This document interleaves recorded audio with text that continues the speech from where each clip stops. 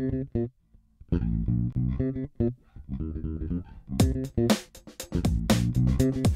love mini things like mini bikes, mini food, mini skirts.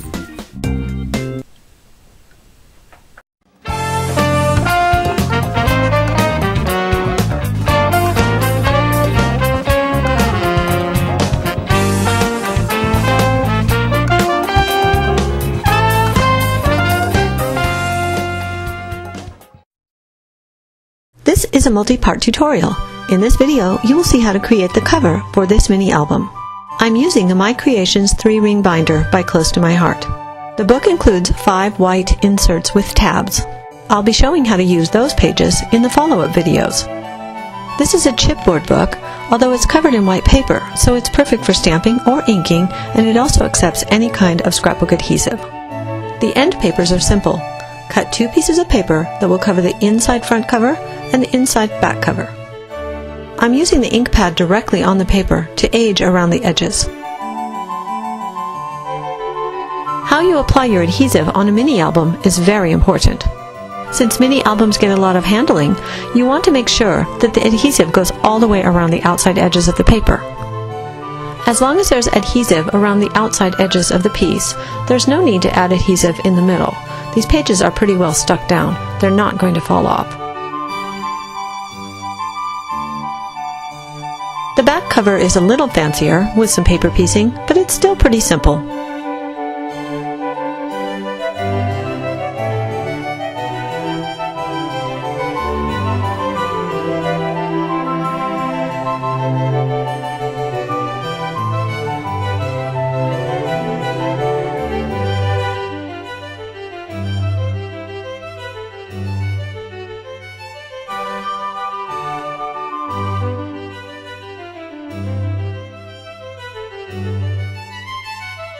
Now we're going to decorate the spine.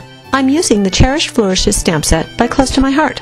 If you don't own this stamp set, you can substitute any stamp set that features several sizes of swirls. Several sizes of swirls? Try saying that 3 times fast. I'm leaving the center section of this spine bare. If you want, you can customize it by adding the title of your book. Since there are metal studs on the spine of this book, you want to make sure that this piece is really well stuck down.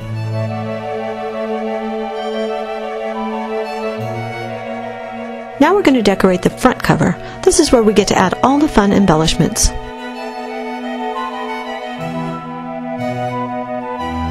I'm choosing a large size swirl to stamp in juniper ink.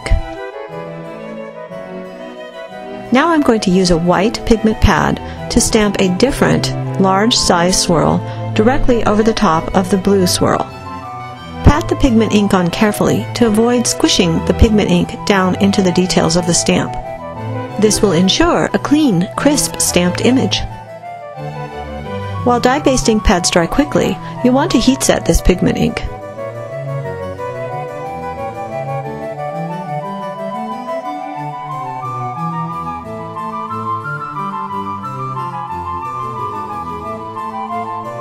I'm going to show you a distressing technique on the edge of this cardstock. It's a tattered edge. It's very dimensional, and it looks great with the shabby chic look. Sand the edges of your cardstock to break it down a little. This makes it easier to manipulate the edges, and it exposes the white core. Now dip a sponge in water and get the edges wet. You can also use a paintbrush to add your water. Place your cardstock flat on your work surface, then begin rolling and pinching the edges.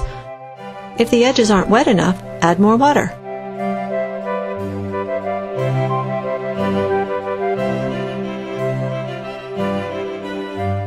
You can also use the sanding block again along the edges of the rolled pieces. Just keep working and manipulating the edges of the cardstock until it's nicely tattered. Now you're going to add some ribbon to the front end of this piece. If you're using an adhesive runner like I am, it's easiest to add the adhesive to the cardstock rather than to the back of the ribbon.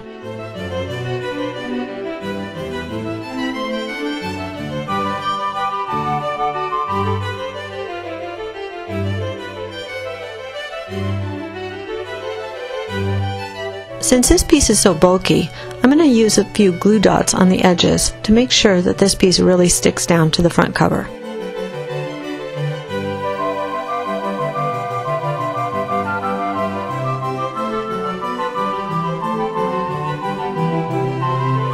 Instead of covering this chipboard bookplate with patterned paper, I'm going to make my own design right on the front.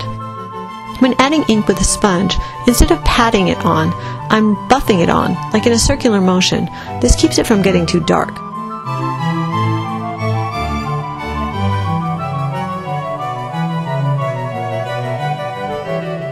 Now I'm going to age the edges with chocolate ink. Don't forget the inside of the frame. This boutique border stamp set features several different borders. To make for faster stamping for me, I've lined up several borders along one block. For a tone-on-tone effect, I'm stamping in the same color juniper ink that I just sponged onto the chipboard bookplate.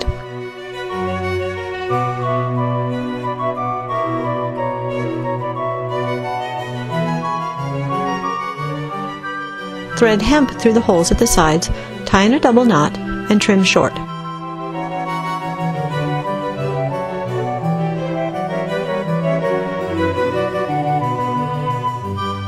Trace the inside of your bookplate onto cranberry red cardstock.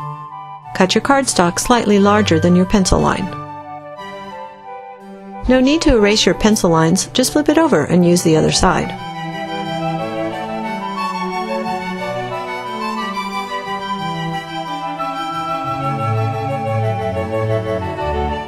To lighten the overall color of this cardstock, I'm going to show you a technique called Suede Sanding. This will only work if your cardstock has a white core. Using a fine grit sandpaper, lightly sand the top of the piece. Continue working, removing the color gradually until you've reached the desired effect.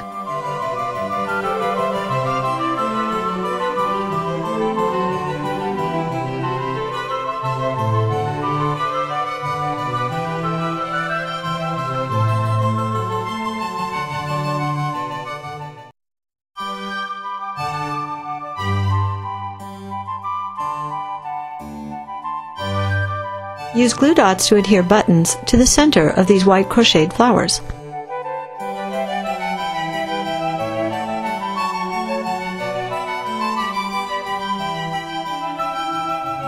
Now I'm going to tie a soft knot with this wide yellow ribbon.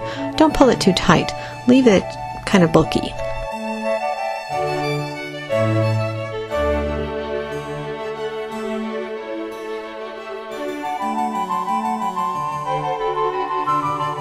Now let's attach all the embellishments onto the front of the book.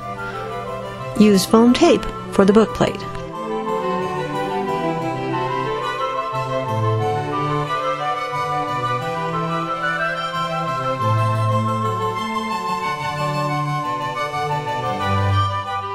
Glue dots will adhere the ribbon and the flowers.